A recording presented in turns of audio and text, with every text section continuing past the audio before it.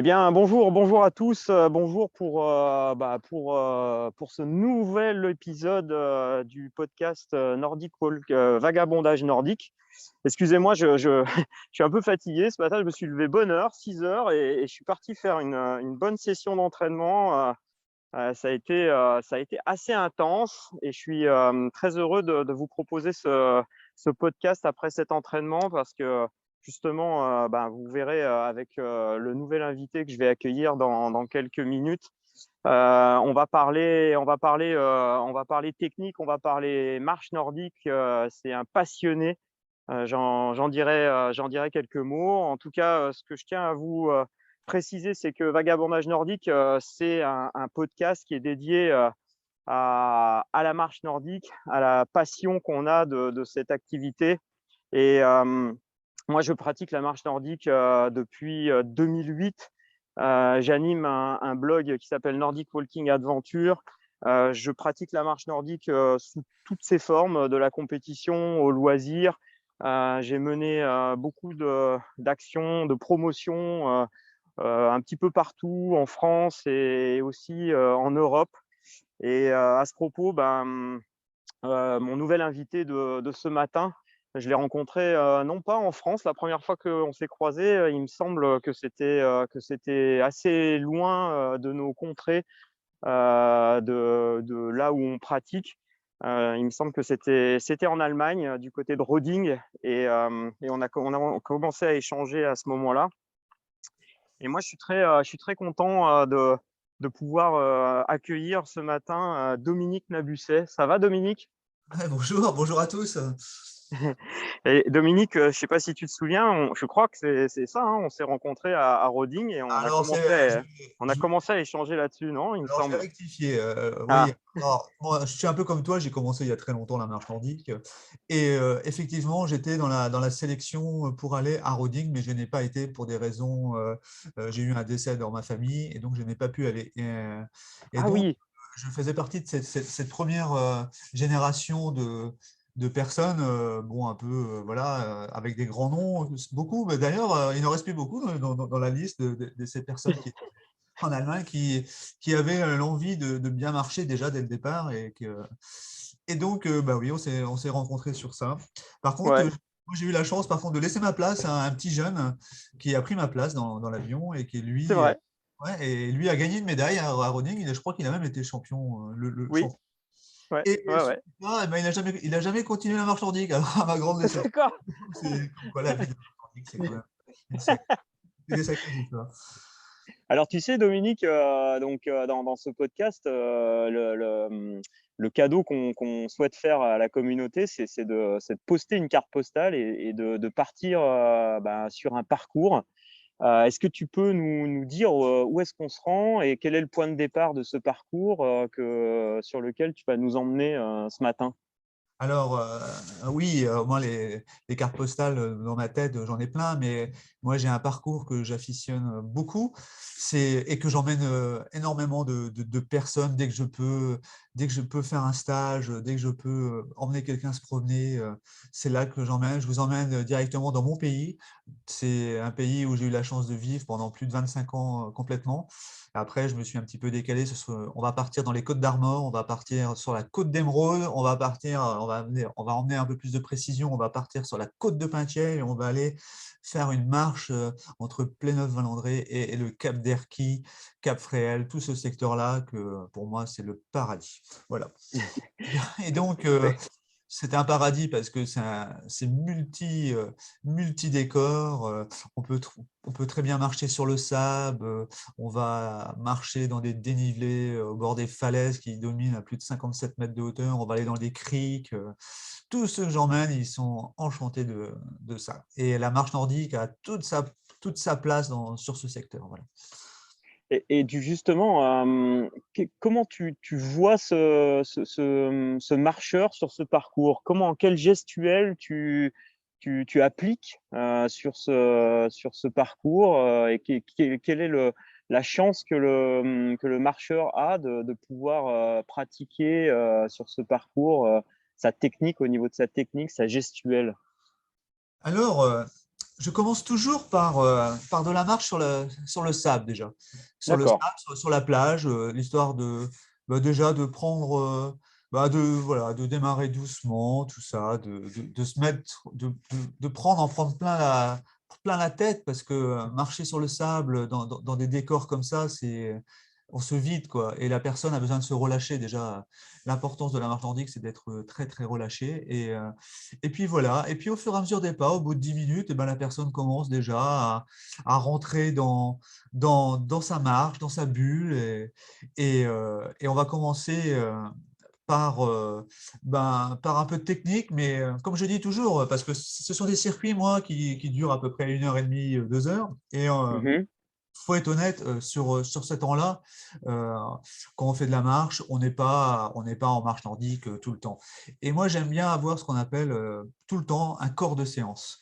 Et le corps de séance, eh ben, pour faire de la technique, c'est un moment qui doit être privilégié entre un coach et des loisirs, ou des marcheurs compétiteurs, hein. C'est un moment où on doit travailler. Et ce moment-là, ben, je l'ai très bien intégré dans tous ces parcours que j'emmène. Je sais très bien qu'il va y avoir de la marche qu'on appelle, bon voilà, ça va être plutôt de la randonnée bâton. Et je vais accentuer pour qu'à un moment, on arrive à travailler 25 minutes, 30 minutes en marche nordique, vraiment. Alors pour ça, ben, j'ai la chance d'avoir à côté de la plage l'eau, l'eau, et de plus en plus, j'emmène les gens dans l'eau faire de la marche nordique. Ah, Alors attends, là, là, comment ça se passe? Je vois ce marcheur rentrer dans l'eau, mais du coup, je leur demande déjà de. qu'est-ce que tu vas lui donner comme conseil du coup? Alors, parce que mon but est simple. On ne peut pas travailler sur tous les domaines, mais moi, je vais déjà leur montrer à quoi on a la chance ici d'être sur un site qui permet de vous montrer ce que ça va être de la poussée, quoi. Et mon idée est très simple, c'est déjà leur faire admettre qu'il faut enlever les chaussures. Déjà, marcher nordique sans chaussures sur une plage, beaucoup ont peur. Ils ont peur parce que par rapport aux plantées de bâton, ils ont tout, voilà, ils sont vraiment déstabilisés, quoi. Hmm. Et donc, on commence comme ça, tranquillement. Et puis après, on va aller dans l'eau. On va aller marcher dans l'eau. Et là, voilà, c'est encore plus dur, hein. Et bien, pas le choix. Dans l'eau, il faut faire de la poussée pour pouvoir avancer. Alors, on va mettre la hauteur de l'eau à la hauteur de la cheville, juste au-dessus du pied au début. Donc, c'est assez facile. Et puis, au fur et à mesure, ben, les marcheurs se prennent au jeu, et puis on va demander un tout petit peu plus d'eau. Et là, forcément, résistance. Qui dit résistance dit poussée. Et là, naturellement, ben, ils n'ont pas le choix. Ils n'ont pas le choix. Le geste se fait naturellement. Et quand je les filme, eh ben, c'est incroyable que la différence des fois qu'il y a, parce qu'ils n'ont pas le choix. Alors ça, j'aime bien intégrer ça dans ma sortie. Après, bon, on sort forcément. Alors moi, je fais beaucoup de vidéos, je travaille beaucoup avec les vidéos. J'aime bien montrer aux gens comment ils étaient avant et comment ils sont après. Et je pense ils sont tous ravis, hein. Ils sont tous ravis de, de- d'avoir cette sensation-là. Bon, après, bon, voilà, on remet les chaussures et on repart sur les sentiers, ça, Hmm. c'est sûr. Mais voilà, c'est la technique.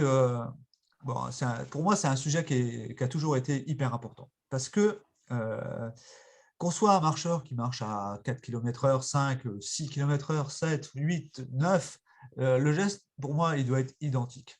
C'est juste, en fait, une capacité d'adaptation à l'effort et de la concentration et du cardio qui permet d'aller plus vite. Mais on peut être un très, très beau marcheur à 6 km/h. Et ça j'en suis convaincu depuis toujours. Qu'est-ce que tu entends par beau marcheur, Dominique? J'aimerais bien que tu ailles un peu plus loin sur ta définition du beau marcheur, parce que je pense qu'aujourd'hui, c'est souvent une thématique qui revient un peu dans les clubs, à travers les discussions que j'entends sur les parcours et les marcheurs que j'emmène. Quelle est ta vision de ce beau marcheur? Alors, il y a plusieurs choses à dire. Déjà, la première chose, c'est on fait de la marche nordique. Et depuis quelque temps, on a confondu le mot marche nordique avec, pour moi, que je dis toujours et je l'écris souvent, c'est de la marche nordique bâton. Voilà. Donc, faut bien préciser. La marche nordique, c'est quand même, je répète, un sport de concentration et qui demande du physique et du cardio. Et donc, pour ça, on a des bases à respecter. Et je pense que, par exemple, la première base qui doit être respectée, c'est planter un bâton entre les jambes. Alors, quand je dis planter un bâton entre les jambes, Euh, on n'a pas, on n'a pas le choix aujourd'hui de dire ça parce que, à cause de la compétition, euh, il y a eu des dérives. Et alors là, il va falloir être un peu technique parce que je vais m'expliquer. Ouais, Euh, c'est important, je pense, que tu donnes cette vision-là que tu as là. oui, parce que par le passé, moi-même, j'ai pratiqué la marche nordique avec des bâtons peut-être plus grands ou volontairement plus grands, des très grands bâtons. Par exemple, je pourrais faire de la belle marche nordique avec un bâton qui fait 2,50 m, par exemple, tu vois, ou 3 Mhm. mètres. On peut faire de la belle marche nordique avec un bâton qui fait 3 mètres. Un très grand bâton. Il faut imaginer, c'est presque un peu plus de la moitié de ce que vous avez. Mais on fait de la belle marche nordique. Mais le fait d'avoir créé ce qu'on appelle de la compétition, à, à générer en fait des techniques, ce qu'on appelle alternatives, où il plantait le bâton aussi derrière le pied arrière, mais qui n'était plus un geste de marche nordique. C'est ça qu'il va falloir, c'est un peu complexe, mais il va falloir expliquer. Un geste de marche nordique, c'est donc un bras qui va aller vers l'avant, comme on va dire, un bras, pour moi c'est un bras qui est détendu, qui est vers l'avant, qui n'est pas plié, voilà, qui est relativement acéré, et qui va faire un mouvement de balancier de l'arrière vers l'avant, et puis il va revenir sur une ligne. Alors, il y a beaucoup de choses à dire là-dessus, sur la ligne. On va l'appeler, aujourd'hui, avec Béatrice Ronchon, elle va l'appeler la ligne de main. Avec Gérard Bernarbé, on l'appelait le caressé de bâton. Avec moi, c'était plutôt on va tirer des cordes. Bon, chacun a son petit mot pour exprimer la même chose. Et après, on va avoir une main qui va partir forcément derrière, avec plus ou moins d'angle, le plus détendu possible. Voilà. Et avec un. Alors, je reviens sur le planté de bâton. Parce que le planté de bâton entre les jambes. Je pense qu'aujourd'hui, maintenant, c'est vraiment la base qu'il va falloir retenir parce que avoir un bâton qui plante entre le talon avant du pied avant et les orteils du pied arrière, ça montre qu'on est vraiment dans un geste de marche antique. Vraiment dans un geste. Et c'est là aussi qu'on a le meilleur rendement. Alors, je ne dis pas, pour les loisirs, oui, ils peuvent, s'ils arrivent à avoir cette amplitude de bras vers l'avant et vers l'arrière, oui, ils peuvent éventuellement, ce n'est pas une faute qui est très, très grave de planter derrière. Alors toi, je ne sais pas ce que tu en penses sur ce geste-là, mais c'est, mais la compétition a fait qu'on est obligé d'aller vers ça aujourd'hui. Moi, Dom, j'aimerais, et je partage cette vision-là que tu as du beau geste. J'aimerais que pour compléter, parce que je Ah, j'ai pense pas que fini, là-dessus, j'ai pas fini. non, parce que je pense que ça sera intéressant que tu abordes aussi ce qu'on va ressentir en appliquant ce beau geste et cette technique, parce que je pense que tu es un assez fin technicien pour pouvoir aller voir et rechercher, aller chercher ce que ça va permettre de ressentir pour le marcheur. Alors, ça, moi, je vous ai parlé de la première partie, c'est ce qu'on appelle, depuis des mois, la technique pure, voilà, les angles, machin. Bon. Mais Mm. il y a quand même maintenant le ressenti. Le ressenti, c'est d'avoir un athlète, parce que pour moi, vous êtes tous des athlètes. Que vous avez des loisirs ou des ultra-compétiteurs, vous êtes tous des athlètes. Parce Oui. on part tous d'un niveau, d'une pathologie, peu importe, on est tous des athlètes. Et donc, pour moi, la base, c'est le relâchement. Aujourd'hui, il y a sur la scène, on voit des gens qui sont super performants, mais pas du tout relâchés. Et avec l'expérience, je sais que bon, voilà, j'ai vu beaucoup de gens, ce qu'on appelle entre guillemets péter, quoi, parce qu'ils sont trop dans le physique, quoi. Quand quelqu'un joue, par exemple, au tennis, s'il n'est pas relâché, ça va pas, la tendinite va arriver très très vite. Alors être relâché au niveau d'où? Ben, au niveau ce qu'on appelle des épaules, voilà, déjà, on va être relâché tout son corps est relâché. Moi, j'ai cette chance par défaut d'être très relâché parce que j'ai fait du karaté pendant 10 ans, donc ça, j'ai appris la souplesse de mon corps. Mais voilà. Et donc, le bien-être que ça m'a apporté, tout ça, c'est moi, je vais vous le dire, j'ai l'impression des fois de ne plus toucher le sol, quoi, quand je fais de la marche nordique. Il y a un moment, j'oublie complètement. Ça me procure des sensations. Sur un 10 km, il va arriver à un moment, pendant 3 km, ça va être un Graal absolu, quoi. Mm. Un plaisir de. Voilà, tout se vide, tout devient limpide, tout devient. Et alors, moi, je pratique beaucoup aussi le trail et j'explique souvent que que quand je fais de la marche nordique, pour moi, il est impossible de pouvoir me concentrer sur quelque chose, par exemple une liste de courses, par exemple, ou de, de penser à ce que je vais faire. Alors qu'en course à pied, ben, franchement, je peux réfléchir très très souvent à ce que je vais faire après et tout ça.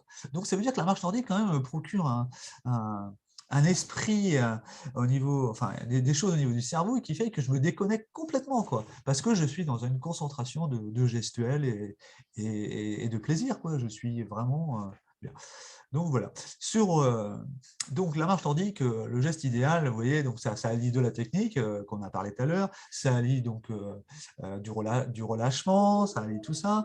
Et, qu'est-ce qu'on est beau et bien, quoi. La marche nordique, ça apporte pour le corps autant que la natation. Parce que moi, c'est assez facile pour moi de parler de la natation, parce que la natation, je pense que c'est le sport numéro un qui existe. Mais aujourd'hui, qui peut prétendre pouvoir nager 90% des nages et puis sur 2 heures, quoi. Alors que la marche nordique, elle, même si elle est un tout petit peu inférieure à la natation, elle, c'est quand même assez easy pour son corps de pratiquer la marche nordique et ça apporte autant. Donc, foncez sur la marche nordique, c'est trop, trop bon, quoi. Et sur ce parcours, je suppose que tu complètes, alors tu parlais de relâchement et je pense que ça en est aussi un des éléments, et on en a parfois évoqué le sujet en se croisant. C'est qu'est-ce que, comment est-ce qu'on respire et comment on doit se sentir, comment on doit respirer pendant ce parcours et quel, quel souffle tu mettrais sur cette carte postale avec la marche nordique? Alors, la respiration, c'est très bien que tu en parles de la respiration. Parce que moi, c'est souvent un sujet que quand je coach les personnes, c'est à un moment, des fois, je crie sur les gens parce que non, je crie sur eux parce que, et à un moment, je me dis, mais je vous entends jamais respirer, vous êtes tous en apnée, vous êtes tous, c'est, euh, respirer, ça fait du bien à votre corps, quoi. Vous avez besoin de respirer. Il n'y a pas de honte à respirer, c'est la chose la plus naturelle qui existe. Et en plus, on monte un peu dans les tours, voilà. Et les gens sont complètement perdus sur la respiration. Alors, quand ils sont perdus comme ça, ben, moi je leur dis, ben, écoutez, on va poser les bâtons. Souvent dans mes exercices, moi, euh, les, un tiers de mon temps, quand je suis sur un cours de marche nordique, un tiers de mon temps, on fait de la marche nordique. Le reste, on ne fait pas de marche nordique. On fait ce qu'on appelle de la marche active, on fait de la respiration, on fait de la PPG, on fait de la PPS. PPS beaucoup, de plus en plus de PPS. Hmm, J'expliquerai un petit oui. peu peut-être ce que c'est que la PPS par rapport à la PPG. PPG, c'est du renfort. PPS, c'est ce qu'on appelle des gammes, répéter des gammes sans arrêt, sans arrêt. Et la respiration, ça doit en faire partie. Ça veut dire que on n'est pas tous égaux par rapport à la respiration et il faut leur montrer des exos et puis après, c'est aux personnes, elles vont s'adapter par rapport à l'effort, qu'est-ce qu'ils vont définir. Un exemple, pour moi, moi je fais souvent deux inspirations. J'ai besoin de rentrer l'air, beaucoup rentrer Hmm, l'air dans mes poumons et après, un temps de pause, toujours un temps de pause, pour pouvoir faire ce qu'on appelle l'échange gazeux, et puis après, pour vider mes poumons. Quand je hmm, suis en... Donc, ça veut dire que quand je travaille au seuil, ça veut dire sur une vitesse aussi bien en course à pied qu'en marche nordique, ça veut dire que je suis hmm. à ma vitesse de course. Et quand je suis à cette vitesse-là, il faut que je fonctionne comme ça. C'est là où je trouve mon idéal. Mais une autre personne va pouvoir faire différemment.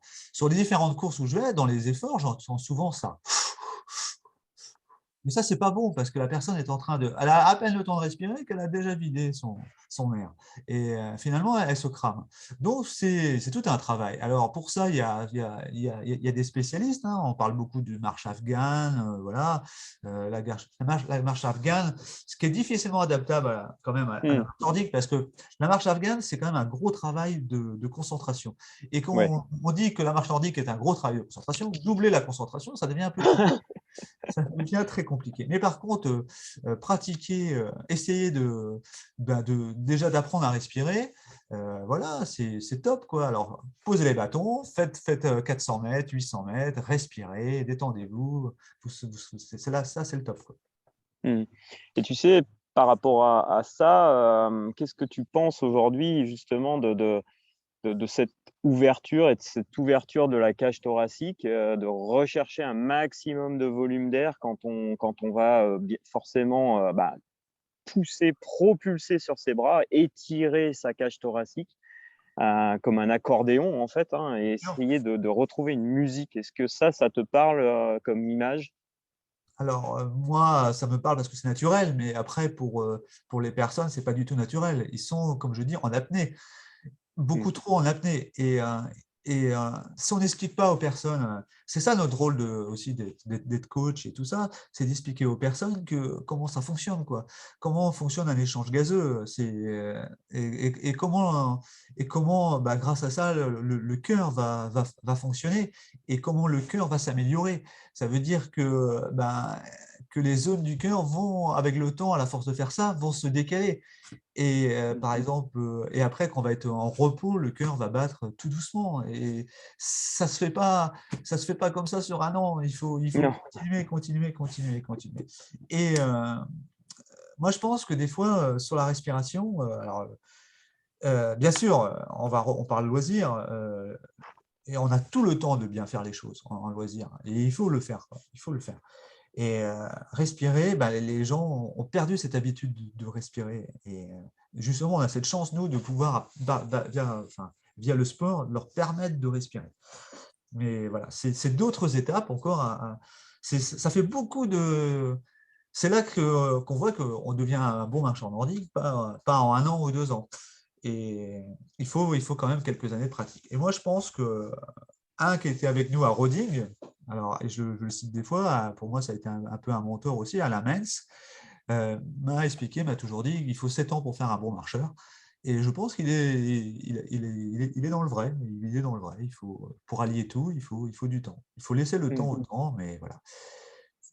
Alors, toi, tu parles de cage thoracique, mais moi, j'ai envie de parler, de t'emmener sur un autre sujet, parce que, ok, on a développé la cage thoracique, c'est très bien, mais moi j'ai surtout envie ce que je vois surtout, c'est que les gens souffrent de ne pas pouvoir, soi-disant, emmener les mains derrière la fesse, derrière. On Mmh. voit tout ça. Dès qu'ils ont Mmh. les bâtons, ils sont incapables. Alors, et moi, de mémoire, en 14 ans, j'ai jamais vu une personne ne pas réussir à le faire. Mmh. Parce que quand je leur dis, on pose les bâtons, montre-moi comment tu marches, avec les bras qui balancent sur les côtés, et ils arrivent. Donc s'ils arrivent comme ça, forcément, ils vont arriver avec les bâtons. J'ai vu des gens en souffrance, j'ai vu 3 personnes qui avaient eu des cancers du sein. Euh, Mmh. là, ils sont venus, forcément, il y avait un handicap, parce que la cicatrisation, tout ça fait que, voilà, il y a des difficultés au niveau de la marche et tout. Mais le fait de faire de la marche, ces personnes qui n'arrivaient pas à lever le bras, ont réussi. Les 3 ont réussi, quoi. Et ça, je me dis, chapeau, on a un rôle d'enfer, quoi. Tu vois, Ouais. Mmh. alors, je voudrais quand même répéter quand même aux auditeurs, c'est que moi, je ne suis pas un coach professionnel. Il faut le savoir. Je suis juste Mmh. un coach amateur, passionné, certes, qui passe mes diplômes. Donc là, je suis dans les 6 premiers peut-être à accéder au niveau 3 de la FFA. Ça s'appelle entraîneur marche nordique compétition. Donc, on est 6 à prétendre à avoir ce diplôme qui est tout nouveau. Mmh. J'ai aussi, je suis pas qu'à la FFA, je suis aussi à la FSGT aujourd'hui, donc Mmh. j'ai un brevet fédéral, voilà, je suis en train de le passer, le brevet fédéral. Donc voilà, mais bon, moi je reste au niveau amateur. Et moi, transmettre, c'est quelque chose, voilà, c'est qui veut venir me voir, vient me voir. Et j'ai organisé des stages comme ça avec des gens qui avaient envie de me rencontrer. Et puis, Mmh. tout le monde a trouvé ça super. Donc voilà. Mmh. Donc Mmh. j'ai un côté, certes, je suis un chevalier du beau geste, certes. J'adore la compétition. J'aime pas me faire battre par des gens qui sont dans des techniques qui, pour moi, ne sont pas de la marche nordique, ça c'est sûr. Mmh. Mais que veux-tu? Depuis un an, je me suis dit, de toute façon, j'y arriverai jamais. Donc, j'y arriverai jamais. Donc, moi, ce que je vais faire, je vais ralentir ma vitesse et je vais marcher de mieux en mieux. Et Mmh. je vais montrer qu'on peut faire, ce sport en allant peut-être moins vite, mais en étant quand même super bien cramé, quoi. Parce que les 3 dernières courses que j'ai faites, je pense que j'essaye de frôler un petit peu l'excellence, mais je suis fatigué. Mais bon, c'est la preuve que je suis dans le vrai et que je suis content de ça et que beaucoup de loisirs que j'aimerais bien et que j'essaye de faire du de les emmener aussi à venir faire ça parce que tout le monde peut réussir. Alors, et pour les loisirs, je voudrais leur dire quelque chose. Moi, j'ai commencé, donc voilà, je vais bientôt rentrer dans ma 14e année de marche nordique, mais il faut savoir que je marchais qu'à 6,6. Hein. C'est rien, quoi. J'ai marché 6,6 pendant 2 ans, quoi. Donc, et après, au fur et à mesure, je suis monté de 0,2, 7, 7,2, 7,4, 7,6. Et puis voilà, quoi. Et je suis toujours en amélioration de vitesse. Mais par contre, ma base, ça a été la technique. Et donc, je conserve la technique. Voilà, c'est ça. Donc, faut pas confondre. En sport, on dit qu'il ne faut pas confondre vitesse et précipitation, mais c'est exactement ça. Soyez technique et vous arriverez à faire ce que vous voulez. Donc, je reviens sur l'oxygénation, parce que tu étais parti là-dessus. L'oxygénation, bien vider sa cage thoracique, tout ça. Moi, je pense que ça, c'est bien. Mais est-ce qu'on a besoin d'être à outrance? Je ne sais pas. Ce que je sais, c'est que l'échange gazeux, ça, c'est la chose vraiment importante. L'apnée, apprenez à faire des apnées, une demi-seconde, pour vraiment les permettre à l'oxygène de rentrer dans le sang et pour pouvoir vider ses poumons. En natation, quand on nage, si on n'a pas vidé ses poumons, on ne peut pas en faire rentrer de l'oxygène. Donc la personne va se noyer, au bout d'un moment, quoi. Elle va paniquer, elle va être en souffrance. À partir du moment où on a bien vidé ses poumons, et ben, quand on sort la tête de l'eau, on respire et tout l'air arrive, quoi. Mais ça, c'est super important. Donc, et en marche, c'est comme ça. Il faut savoir travailler ça. Alors, c'est pas des méthodes qui sont vraiment aujourd'hui enseignées, en fait. On n'enseigne pas la respiration, on n'enseigne pas la cohérence cardiaque, on enseigne. Déjà, on n'enseigne pas trop non plus les PPS, les machins. Donc, il y a un travail énorme sur le territoire à faire. Et il y a heureusement qu'aujourd'hui, il y a des gens qui essayent de bien faire, qui essayent de vouloir emmener des personnes vers ça par le biais de stages. Je parle de toi, mais il y a Béatrice, mais il y en a d'autres. Il y a plein de personnes sur le territoire qui essayent de faire des stages. Et moi, je dis, et alors même moi, je vais en stage, je vais aller avec Béatrice Ronchon là en stage dans quelques jours, mais je vais en stage. Il faut aller, même si on est coach, il faut aller se faire coacher avec d'autres. On apprend toujours.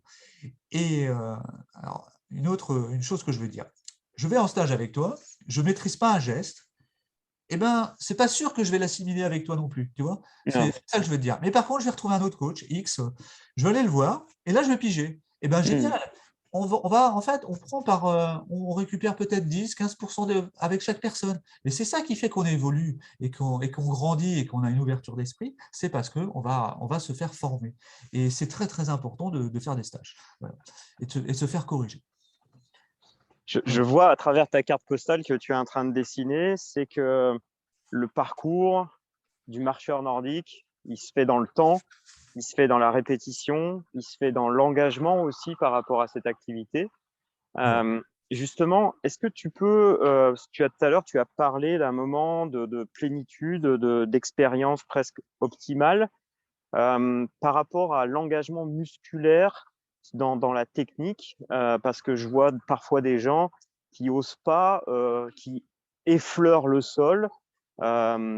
Est-ce que tu peux rentrer là-dessus? Parce que je sais que tu t'es beaucoup intéressé à la propulsion et à la force musculaire qu'on peut mettre dans ce bâton et dans ce prolongement avec le bras. Est-ce que tu peux évoquer ça pour la carte postale? Alors, oui, souvent, on parle du mot biomécanique. Alors moi, je ne suis pas un spécialiste du squelette, de la biomécanique, parce que voilà, il y a des diplômes pour ça, il y a des kinés, il y a tout ça. Mais j'ai eu la chance de faire un bac F1. Un bac F1, c'est un bac de construction mécanique. On utilise beaucoup ce qu'on appelle les forces dynamiques, voilà, les torseurs, les machins comme ça. Et donc, pour moi, c'était inné de savoir comment ça fonctionnait voilà, par rapport à des angles. Moi, je parle plutôt en technique qu'en chaîne musculaire. Bien sûr. Et donc, pour moi, voilà quoi. Donc, et Et donc, avec le temps, je me suis aperçu qu'il y avait des choses que je faisais qui étaient, moi aussi, qui étaient pas bien, et que la chaîne musculaire avait besoin d'être un mécanisme, tu sais, des engrenages et tout ça. Et à un moment, il ne faut pas que ça grippe pour sauter, pour avancer. C'est comme si on avait une chaîne de vélo, et puis on pédale, et puis il y a des à-coups, quoi. Mm. Tout ça, ça doit être souple, ça doit bien se dérouler. Et pour être souple, eh ben, on va parler donc de toute la zone des pieds, qui ont un rôle qui est Mm. énorme. Ça, c'est un sujet qui me tient à cœur, mais vraiment Mm. énorme. Depuis un Mm. an, j'ai énormément travaillé le sujet en allant voir des coachs, en parlant avec des préparateurs physiques. J'étais il n'y a pas longtemps à l'INSAP, Mm. l'INSEP à Paris, avec les préparateurs du 110 mètres haies, voir Mm. leur gamme et tout ça, sur la cheville, tout Mm. ça. Ça, on va en reparler parce que c'est super intéressant. Oui, j'aimerais bien, oui, que tu en parles de ça, oui. Mais parce que moi, j'ai toujours dit qu'il faut avoir cette souplesse du haut du corps. Parce que moi, quand je vois l'ensemble des marcheurs marcher, c'est la première chose que je regarde, c'est la souplesse, quoi. Comment la personne. Alors, on voit des gens qui ont beaucoup d'amplitude, qui marchent nordique, qui marchent super bien, mais qui ont les épaules complètement verrouillées. Verrouillées, aucune souplesse. Et même certains sont en force, quoi. Ils sont vraiment en force. Alors, ils disent, ouais, je marche nordique. Oui, tu marches nordique, mais euh, ça manque de souplesse, de relâchement. Et à partir du moment où, si tu fais de la course à pied, le marathonien, quand il court, il a cette souplesse au niveau du haut du corps, quoi. Ça lui permet ce petit coup d'épaule qu'il donne, ça lui permet Mm. de gagner du temps. Et le marcheur nordique, quand il arrive à acquérir ça, et il y en a très peu, en fait, qui arrivent à faire ça, parce que si on ne leur explique pas ce que c'est, l'antépulsion des épaules, ben, ils sont coincés, quoi. Ils sont coincés. Mm. Alors, donc là, une fois que la chaîne du haut est très souple, les bras, bien sûr, avec de l'amplitude, un bon planté de bâton qui est dans la même phase ou dans la même latence que j'ai dit de l'attaque talon, parce que ça, Mm. c'est important. C'est important. Beaucoup d'images que je vois, des fois, alors là, vous avez, bon, certains vont rigoler, mais beaucoup de pieds arrière partent avant que le bâton est planté, ou des bâtons qui plantent à la chaussure avant, ou le bâton qui plante derrière. Bon, voilà. Et là, on parle même plus c'est même plus de la propulsion. Alors moi-même, j'ai fait ces tests-là pour vraiment me rendre compte de l'efficacité, ce que ça apporte. J'ai Mm. fait des 400 mètres, des 800 mètres en marche nordique assez speed. Et franchement, quand on est en marche nordique, au bout des 800 mètres à bloc, à la vitesse où il marche, les marches bâtons, on peut pas parler, on peut pas respirer, quoi. C'est très très difficile. Alors que en faisant de la marche bâton, ouais, c'est tranquille, quoi. Et le cœur, il est à 15-20 pulsations en moins. Bon, voilà. Mais voilà, c'est comme ça. Mais le sujet n'est pas là. Non, Le sujet, c'est la chaîne du bas. Est-ce que là, ce que tu voulais qu'on en ouais. parle, le déroulé du pied. Pour moi, c'est vraiment une passion depuis un an, le déroulé du pied, parce que je me suis dit, ben voilà, moi je fais de l'amplitude aujourd'hui où je dois gagner en efficacité, quoi. Enfin, on parle toujours d'efficience et efficacité. Et Mm. où est-ce que je dois gagner de la puissance et finalement, c'est le sujet peut-être qu'en 13 ans, je me suis dit, mais bah ouais, je ne me suis pas penché sur ma façon de marcher. Alors j'avais très bien vu quand j'étais jeune que je tapais du pied, que j'appelle ça talocher. Ça veut dire que le pied, j'attaque talon, mais Mm. il tape au sol. Et Mm. je voyais que Mm. au Mm. bout de 12-13 km, ça me fatiguait le pied et tout. Et je ne Mm. comprenais pas.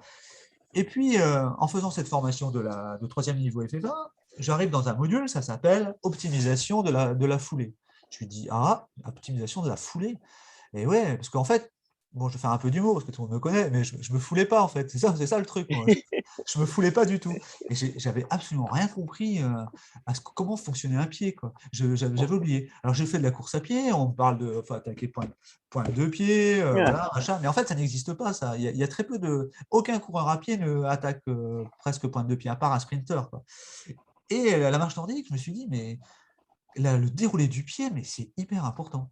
Et Mm. j'ai compris, j'ai été voir une coach qui m'a repris, Sandra Jade, une coach FFA formatrice à côté de Saint-Brieuc, qui m'a dit bah, voilà, on va retravailler ça et tu vas mettre 6 mois à piger le truc. Et c'est vrai qu'il faut du temps. Encore, voilà, il faut admettre qu'il faut du temps. Et Mm. elle va me faire une batterie d'exercices qui va me déstabiliser au niveau des pieds, avec point, talon, point, talon, point, talon, et puis alterner plein de choses, plein de. Et puis voilà, et puis je veux prendre conscience que, bah oui, j'ai aucune puissance dans ma cheville. Heureusement, je fais encore, hein, je dis ça entre guillemets parce que je suis une multitude de sports, mais quelqu'un qui ferait que de la marche nordique se rend compte, bah, aucune puissance. Aucune puissance et aucune souplesse dans la cheville. Donc, alors, je vais voir d'autres personnes, je travaille, je continue à travailler aussi la proprioception. Ça, j'ai toujours fait la proprioception, mais la proprioception m'apporte que en fait, des réflexes pour ne pas avoir des soucis et de renfort au niveau de la cheville quand je suis sur un trou. Ça, c'est un sujet qu'il faudrait qu'on parle. C'est très important pour les loisirs de faire de la proprioception. Donc, je travaille là, je vais voir des spécialistes du 110 mètres haies, je vais voir des spécialistes de la marche athlétique et tout, je leur demande comment ils se préparent, comment ils font et tout. Et à partir de là, je mouline tout un truc et je me dis, si on a un beau déroulé de pied, automatiquement, le corps part vers l'avant et il y a plus ces bruits, cette résistance. Ça veut dire que, comme je disais tout à l'heure, j'ai l'impression qu'on vole, quoi. On vole. On a même besoin on n'a plus cette sensation de toucher le sol. Et avec une coach spécialiste, elle me dit comme ça, spécialisée, elle me dit comme ça, est-ce qu'il y a une différence aujourd'hui entre quelqu'un qui attaque talon en loisir et quelqu'un qui attaque talon en compétition? Et là, je dis oui. On ne peut pas avoir la même attaque talon entre les deux. Parce que quelqu'un qui va être en loisir va certainement marcher beaucoup plus droit. Son tronc va être droit. Même s'il faudrait qu'elle aille quand même un tronc vers l'avant. Voilà. Mais en compétition, on est obligé pour être entraîné vers l'avant. Et donc, là, ce qu'on appelle, on a voulu accentuer sur l'attaque talon toujours, il faut avoir une attaque talon. Mais non, l'attaque talon, si on fait de la compétition, l'attaque talon ne peut pas être à outrance parce elle est néfaste par rapport aux angles du corps. Par contre, le déroulé du pied, oui, il faut un bon déroulé du pied. Et le déroulé du pied, c'est donc le plus important, c'est plus l'attaque talon, on va parler de marche nordique, mais c'est la poussée orteil. C'est ça qui va faire que la personne va se propulser sur les. Et voilà. Alors, quand j'ai commencé à marcher il y a 10 ans, on faisait des gammes et quand je faisais la marche nordique, je suis en train de faire mon geste, je marche voilà, sur un secteur et j'avais tendance au niveau de la tête, on va imaginer au niveau de la tête, on est droit, on avance droit et on a un plafond qui touche la tête, quoi. Et j'avais tendance à toucher le plafond à chaque passage de hanche, quoi, tu vois. Tu vois la gestuelle, quoi. Donc, et là, mais ce qu'on me l'a appris comme ça, on m'a dit il fallait que tu. Alors j'avais l'impression de faire un beau geste, et finalement, quand on fait un vrai déroulé de pied, ben, le corps ne bouge pas, il est à la même hauteur. Et alors je me suis dit, mais alors tout ce que j'ai fait avant m'a servi à rien. C'était mauvais. Ben non, ben non, ben non. Parce que toucher le plafond comme ça a un rôle quand même important. Ça a un rôle. On peut faire aussi des gammes, ce qu'on appelle de la PPS, en touchant le plafond, en faisant même, en allant briser le plafond. Là, on fait ce qu'on appelle du renfort de cheville. Ça veut dire on travaille les chevilles. Mais on n'est pas en efficacité pour un rendement. Tu vois, c'est très, très riche. La biomécanique, c'est quelque chose de très intéressant. Donc, voilà, travailler ça. Alors, moi, je sais pas, voilà, vous êtes beaucoup à faire des stages. Alors, Béatrice, elle va être spécialisée dans la ligne de main. Toi, tu vas être un peu plus dans le bien-être, dans voilà, le ressenti respiratoire et tout ça. Et aujourd'hui, ben, il y en a qui vont être dans le yoga, alors le yoga, Nordic yoga, ça, voilà, pour se détendre, c'est très bien. Mais revenons aux fondamentaux quand même, parce qu'on fait de la marche. Et la marche, c'est quand même, le but, c'est quand même de marcher. Et donc, c'est bien beau de s'arrêter, on fait du yoga, tout ça, bon, voilà. Mais ça, pour moi, ça apporte pour l'avant et l'après. Le pendant, voilà, c'est allier, donc, comme on a dit tout à l'heure, de la souplesse, un rapport de puissance, de positionnement technique et forcément du déroulé de pied. Ah, je suis pipelette, hein. Non, mais c'est très bien. Et pour compléter et t'emmener sur peut-être encore une autre image de ta carte postale, tu disais que ça faisait pas loin de 14 ans que tu pratiques la marche nordique. Quel goût aujourd'hui tu gardes Bah, en bouche, je sais que tu aimes tu es un épicurien, tu aimes les bonnes choses, Dom, et je sais que forcément tu dois quand même, peut-être, associer, cette marche nordique, à une senteur. Quelle serait cette senteur, d'après toi, que C'est tu le pourrais chocolat, le chocolat. Je vais t'expliquer pourquoi. Parce que D'accord. j'ai toujours dit, je fais de la marche nordique, c'est pour pouvoir manger du chocolat. Et Ah! parce C'est que, trop bien. parce que, non, mais c'est vrai, parce que, mais euh, franchement, moi j'ai vu une mutation de mon corps qui a été exceptionnelle, quoi. Et j'en ai vu Mmh, d'autres, et ça a été exceptionnel. Euh, mmh, des gens qui ont perdu 3 tailles de pantalon. Quand je dis toujours, c'est. Et puis après, c'est pas de faire... le fait de perdre du poids, ça, c'est rien. Mais après, c'est parce qu'on maigrit on va être. Et c'est le corps, il va s'affermir. Ça veut dire qu'on va prendre des muscles, on va, on va se sentir super bien. Et alors, en 13 ans, 14 ans, tu vas me dire, bon voilà, t'es arrivé au bout, quoi, t'as fait tout ça. Eh ben non. Eh ben non, parce que moi, j'ai mis le temps d'arriver. Ceux qui veulent arriver trop vite, je leur dis, mais attendez, c'est tellement riche, c'est tellement riche, quoi. Alors, depuis un an, j'appelle moi, je vous appelle les maîtres, c'est comme en karaté, quand j'ai fait du karaté, eh ben, il y a les ceintures. Et à un moment, on arrive à la ceinture noire. Et la ceinture noire, c'est pas fini, hein, parce qu'après, il y a la première dan, deuxième dan, troisième dan, mmh, quatrième. Ça ne s'arrête jamais, la recherche de la chose.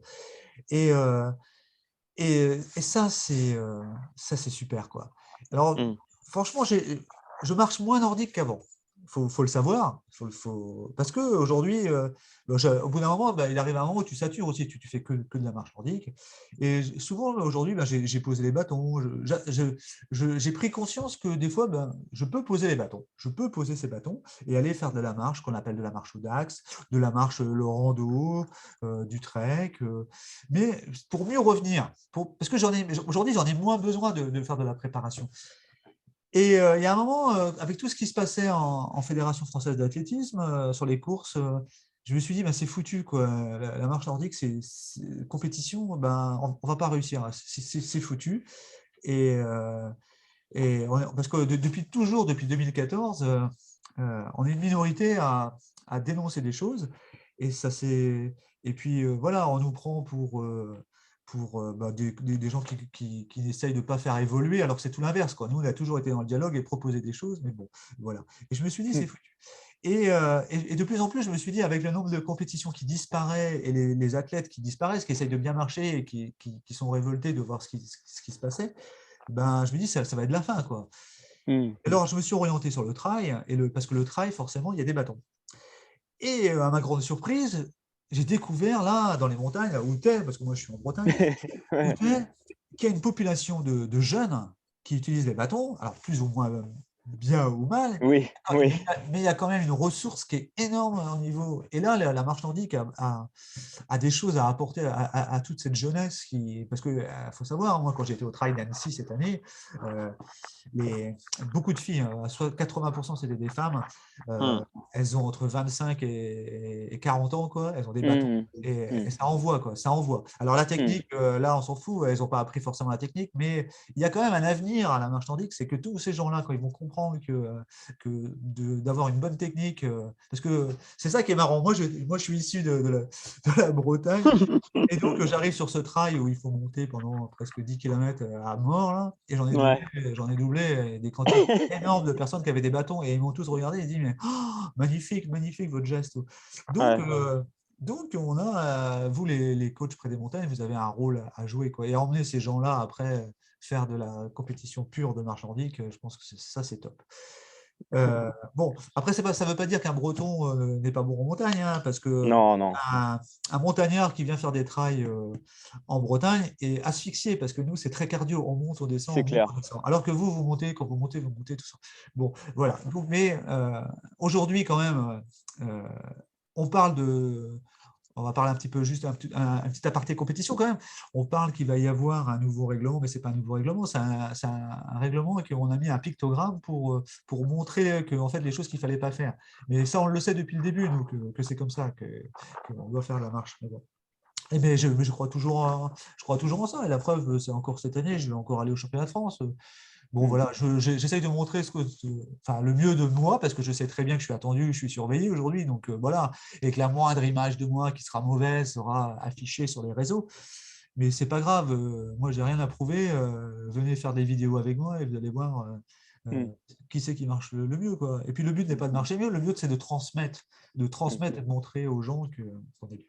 Et sur les loisirs, eh ben, les loisirs, moi, ce que je veux, c'est que moi, je ne comprends pas qu'on n'arrive pas à faire venir plus de gens et des loisirs. Parce que quel plaisir! Moi, ça m'est arrivé d'emmener des loisirs, faire par exemple des compétitions comme Van, au bout d'un an, les emmener faire ce qu'on appelle à 24, 28 km, ou faire des trails, voilà, des Nordic Trails, 22 km, où les gens, quand ils arrivent, ils te pleurent carrément dans les bras, quoi. Ils te Mm. remercient parce que c'est des gens qui étaient incapables de marcher 5 km avant, quoi. Et Mm. que, et, mais ça, c'est la meilleure des récompenses. Ça vaut tous les titres de champion de France de marche nordique, ça. C'est quelqu'un qui te pleure dans les bras, qui te remercie, quoi. Ouais. Faut le savoir, quoi. Mm. Ce qu'on Mm. apporte aux gens, je pense que c'est des choses qui sont formidables, quoi. Formidables. Parce que ça leur change leur vie. Alors, par contre, j'ai quand même une déception, c'est que j'ai rencontré beaucoup de monde tous les ans, je forme des gens, tout ça, bon, voilà.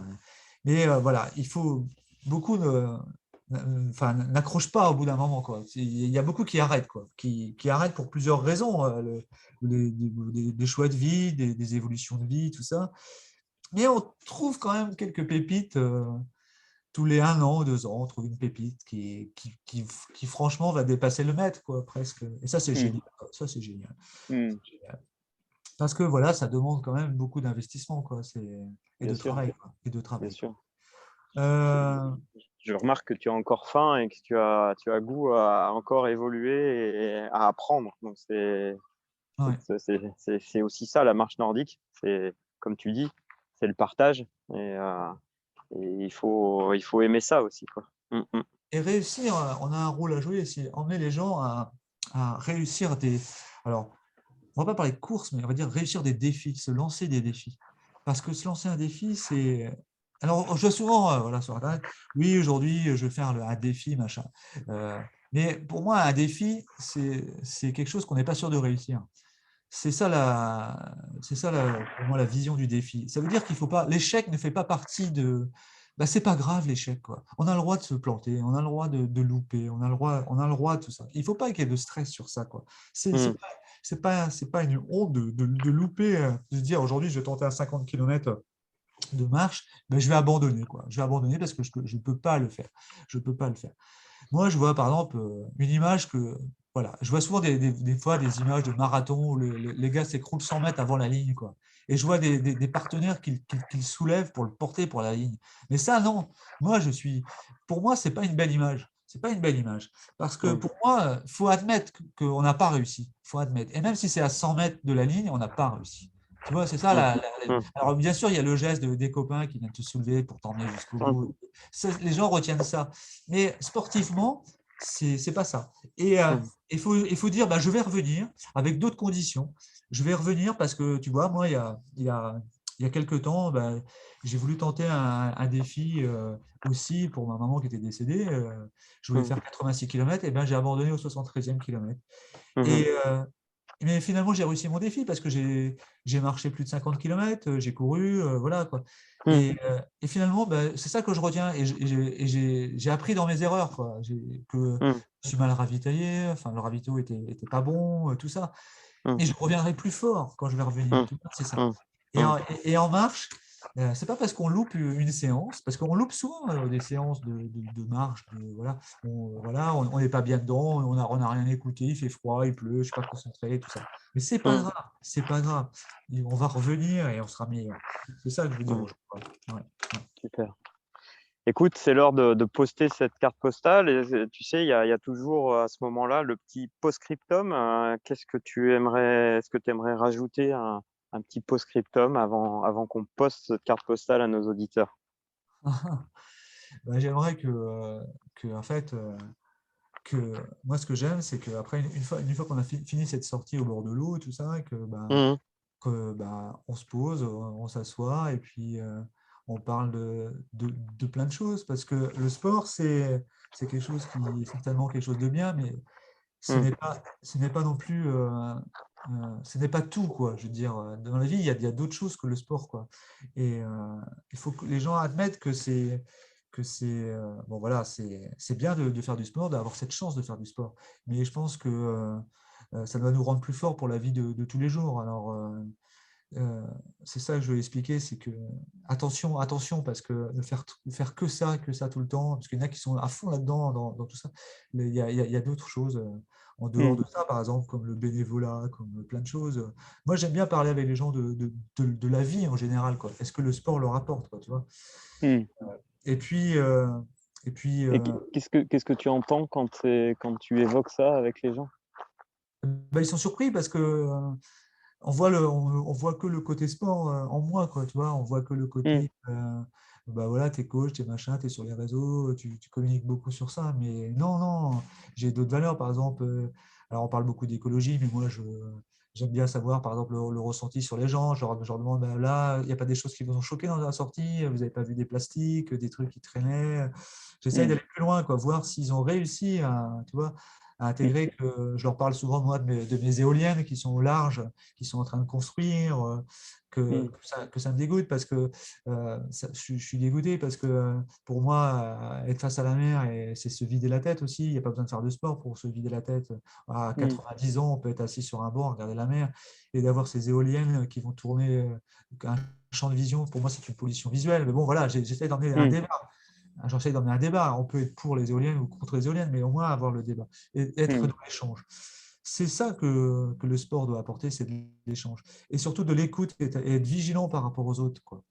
Parce Mmh. qu'aujourd'hui, on pense à son petit soi, quoi, mais on n'est pas observer les gens qui sont autour de soi, c'est quand même important, quoi. Et puis, comme je dis, on a tous des pathologies différentes. C'est pas parce que lui, il gagne toutes les courses que forcément c'est un dieu, quoi. Je veux dire, peut-être Mmh. que Bernard, il a fait une transplantation cardiaque, il a une prothèse de la hanche. Bernard, il a perdu Mmh. sa femme il y a 2 ans, ça va pas. Mmh. Et pourtant, la marche nordique lui apporte quoi? Il est là, quoi. Mmh. Il Mmh. vient et il se Mmh. défonce et peut-être qu'il va avoir cette chance d'avoir un second souffle et que ça part repartir, Mmh. quoi. C'est ça que je Mmh. veux expliquer aux gens, quoi. Mmh. Tu vois, Mmh. c'est, euh, c'est un bonheur de rencontrer des gens. Et on a vu avec le Covid, on était tous coincés, on était tous bloqués, chacun dans nos coins. Et puis, une alerte.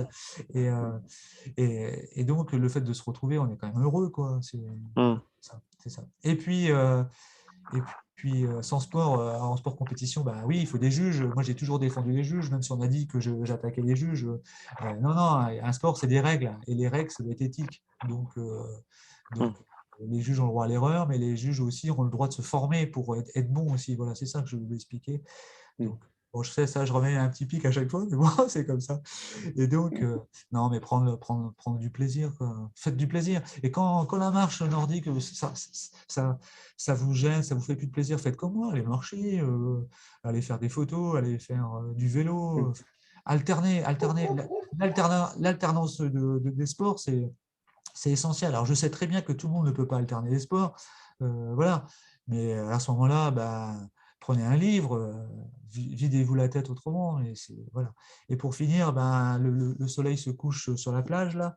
C'est Mmh. la fin, c'est la fin, c'est ce qu'on appelle, comme chante Adé, le sunset. Donc, c'est un moment formidable, c'est que t'en prends plein à la vue. Mais Mmh. voilà, donc je termine ce circuit à cet endroit qui me tient à cœur, mais j'aurais très bien pu vous emmener dans les terres, ou dans Mmh. les terres en campagne. Il y a plein de choses aussi à découvrir. Je crois qu'on a la chance dans l'Hexagone d'avoir un pays formidable, avec des circuits partout, avec des gens formidables. Donc, je crois qu'on a encore des beaux jours à vivre, non? Bah, c'est tout à fait ça, Dominique, et tu verras, enfin, j'ai déjà enregistré un peu plus d'une douzaine de podcasts, et donc ils vont être postés là tout au long de l'année pour cette saison 1. Et j'espère que justement ça permettra de faire découvrir toute la richesse des lieux, de pratiques, et que ça donnera envie aux gens d'aller de droite, de gauche, d'aller se rencontrer, d'aller tisser des liens, de partager avec d'autres. Et je te remercie grandement de Il y a un sujet que j'aurais cet voulu, échange. il y a un sujet que j'aurais voulu parler, qu'on n'a pas eu le temps de parler, c'est le dopage. Ouais, Le dopage ouais, par rapport ouais, au sport, mais ouais. ça sera l'occasion d'en reparler sur Peut-être, oui, un autre effectivement. canal, parce que on est quand même sur suivant les âges des gens, on est quand même. Alors le dopage ne veut pas dire dopage volontaire pour la performance, mais attention, Mm, attention à bien respecter. Renseignez-vous, c'est très important, parce que n'importe où il y a du dopage. Voilà. c'est clair. Je te remercie grandement de ton honnêteté et de tout ce que tu nous as fait passer là pendant ce podcast. J'espère que tu as passé un bon moment en ma compagnie et que tu as pu justement développer et aller au plus loin de ce que tu avais envie de faire passer comme carte postale. On va poster donc cette carte postale de ton côté Bretagne. Je rappelle que vous pourrez retrouver ce podcast donc sur le site Pratique Marche Nordique avec Isabelle Verdier. On aura sur l'onglet Parcours, vous retrouverez le podcast et puis aussi sur mon blog nordicwalkingadventure.fr. Voilà, je vous donne rendez-vous pour un prochain épisode. N'oubliez pas de partager, de me laisser des commentaires parce que c'est avec vos commentaires que je ferai évoluer ce podcast. Et j'attends vraiment à ce que vous réagissiez et puis que vous me fassiez part de ce que vous avez envie d'entendre et de ce que vous avez envie d'aller explorer au travers ce podcast. Un grand merci, Dominique. À très bientôt.